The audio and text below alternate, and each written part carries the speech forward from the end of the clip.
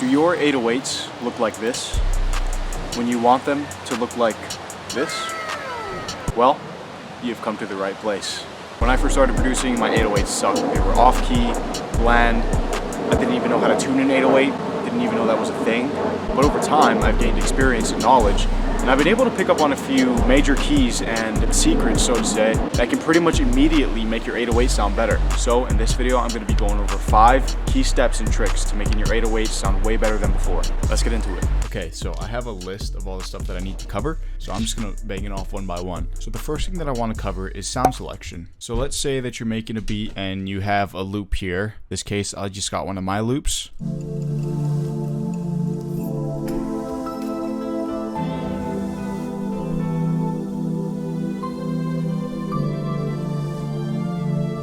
And we have our drums down here.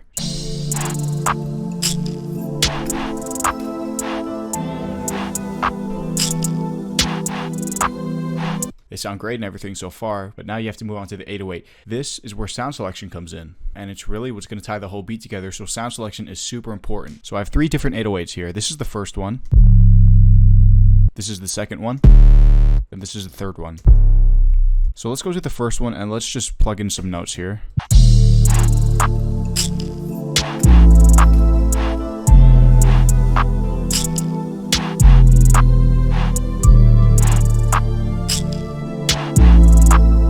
So now that we got to try out that 808, you can see that, it gets your head bouncing and everything. It sounds cool and everything. However, I think that there are better options to this.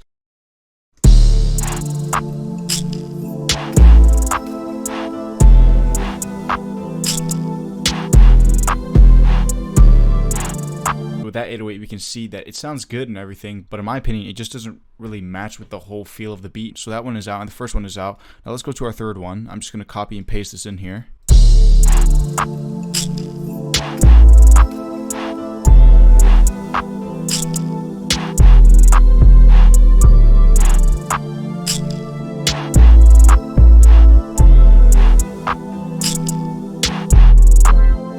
Now this 808 is really what resonates with the entire beat. That's what makes this 808 perfect in the case of this beat. And that's also why sound selection is so important. And taking the time to experiment with different 808s to see what sounds best is very crucial. And now this moves on to my next step, which are root notes. So let's say that you have a loop, which is what I have right now. And what you really want to find are the root notes of this loop. So if we just look at the label of our loop here, we can see that it's in C major. C major is basically this right here. On a side note, if you're confused about scales or you don't know much about them, I have tutorials and there's a million other tutorials that can teach you about scales. So we're in C major, which means that all these white notes are going to be in key with the loop. These dark notes here, we can immediately factor out those notes because they're not going to be in key with our loop. So what I like to do is I like to look in the loop where it seems a little bit louder. In this case, it's right here.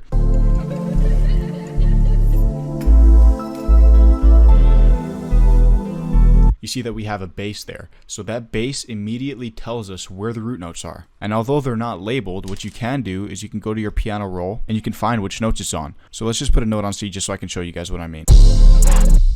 Alright, so immediately how you hear how disgusting and vile that is, the clashing of the bass and the 808. So let's move up one. Oh, since we know that that's not going to be one, we can move up to this one.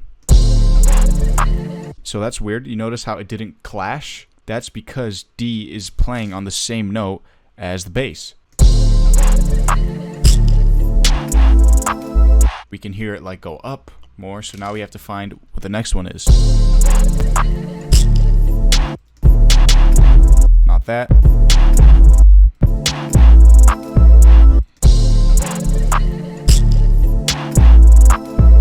So now we found that our next root note is A. And now it changes one more time.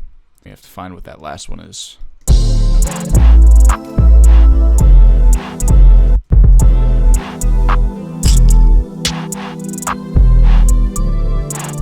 And we have all of our root notes down for this loop. So that is one method to finding the root notes of a loop. Let's say that you don't have this bass section in the loop. Maybe the producer didn't add a bass to it, so you can't really tell what the root notes are, and you only have pretty much this right here. This is where it gets tricky. With this, pretty much the best thing that you can do is experiment. So we know what key we're in, which means that we can immediately eliminate all of these dark notes here, because we're not going to be using those. Let's just start off right here on B. Even though it's in key, it just doesn't belong there. Let's move on to an A. so A is actually a note that kind of sounds good. So we'll keep that in mind, that A kind of sounds good. Now let's move on to G. No. F. No.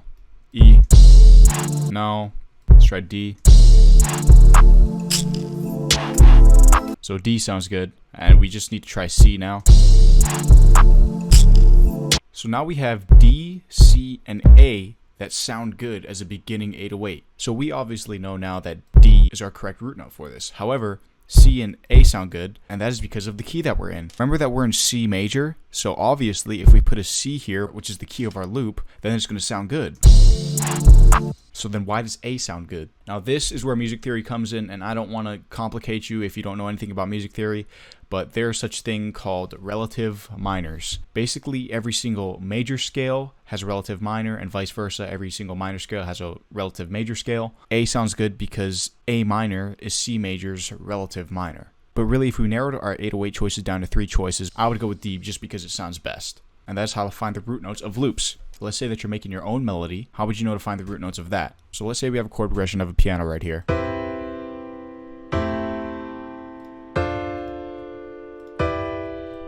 Basically, what you would do is you would find the bottommost notes of this piano, which are this, this, this, and this, because we have 4 chords. If we play this together,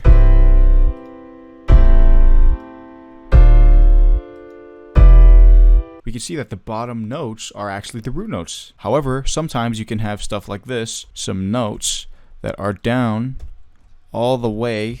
So we know what our root notes are, but we can tell that these are actually not our root notes. These are actually just our bass notes, which are a totally different thing. What we're trying to find is our root notes. So when you have more complicated chords like this, what you want to do is you want to find every note of each chord that you have. So we have E, C, G, and B. What I want to do is I want to lay that out, but according to the order that it goes in. So instead that would be C, E, G, B.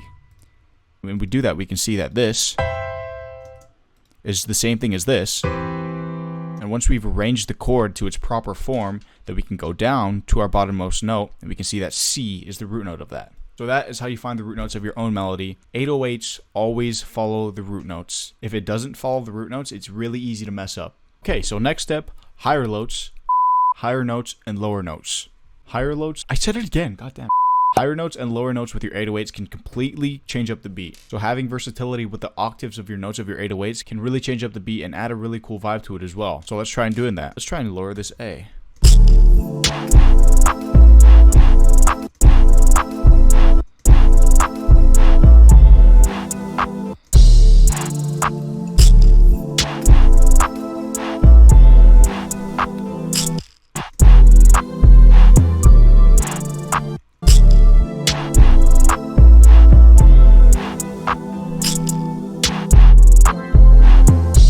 As you can see here, we completely changed up our 808 pattern just from making some notes higher and some notes lower. So changing the octaves of your notes and just making some notes higher and some notes lower can really add a big change to your 808 pattern and overall your entire beat. So we're done with this beat, which moves me on to my next step, which is velocity, rolls, and slides.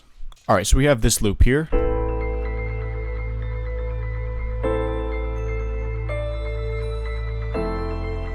And we see that this loop has a reese, so we can find the root notes pretty quickly, and this is also an A minor. So now let me just find the root notes of this.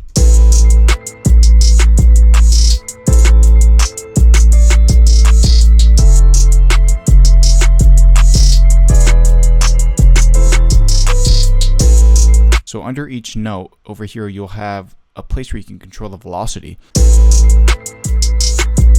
The one thing that I like to do is I like to do things where the velocity will go out or the velocity will come back in. If we were to go out, I would change the velocity to make it look like this.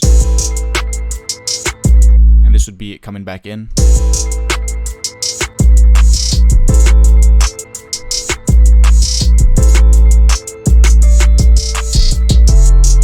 So that's one thing that you can do with your 808s. Next thing that you can do are rolls. Usually when I make rolls, I like to go on the 1/6 beat all the way down to the 1/6 step.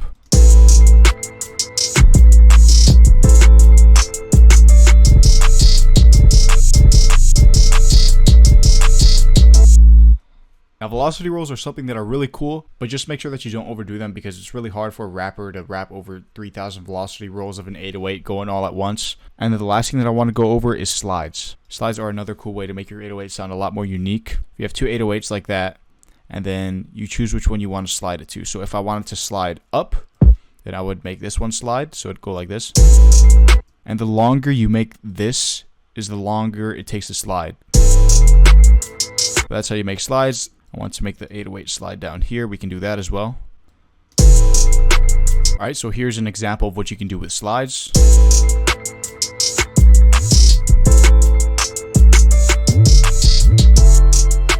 So velocity, rolls, and slides. 3 great things that you can add to your 808s. Just make sure that you do them in moderation. And now this brings me to my last and final step, which is boosting and mixing. So first off, once you have your 808, right click and go to graph editor. If you do Control A and hold all these, this is going to change your velocity. What I'll usually do is I'll put my velocity just somewhere above this line right here. Sometimes I'll go all the way up, sometimes I'll go halfway, but it still doesn't really have that punchiness that we need. You want to click on your 808, do not normalize it, take off normalize if you have it on there, and right next to this little wrench, you'll see this right here. Click that, and you see this boost knob? It's going to be your friend for the rest of your life. Just boost it little by little. If you boost it all the way and you play it, you will break your speakers, you will break your eardrums. You could possibly start World War III if you did that, so don't do it. Alright, just go little by little until you get the right punchiness that you need. Sometimes your 808 will just lack a little bit of low end. If you want to add more low end, just go to parametric EQ and then just go here and then just add a little bit of low end like that. And that is how you get your boosting correctly. To get your mixing done, once you finish mixing your entire beat and everything, you'll see that your beat most likely is going to be going above 0 decibels, which is not good. So all you need to do at the end of your mix is just go here and go to Fruity Soft Clipper, and that's it. It'll cut everything off above 0 decibels. And now we will have something like this.